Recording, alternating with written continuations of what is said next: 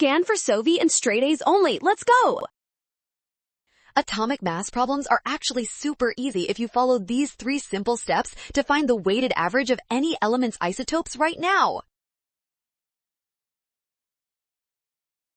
First, look at the table to identify the mass and abundance for each isotope. We have one at 185 and another at 187 AMU. Let's go. Next, multiply each mass by its decimal abundance and add them together. This weighted average calculation accounts for how much of each isotope exists in nature to find the true mean.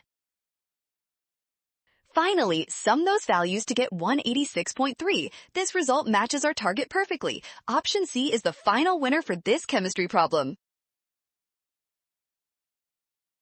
Well done! Scan the code you can learn better with Sovi. Avoid rush mistakes, trust given values, and check steps to find option C.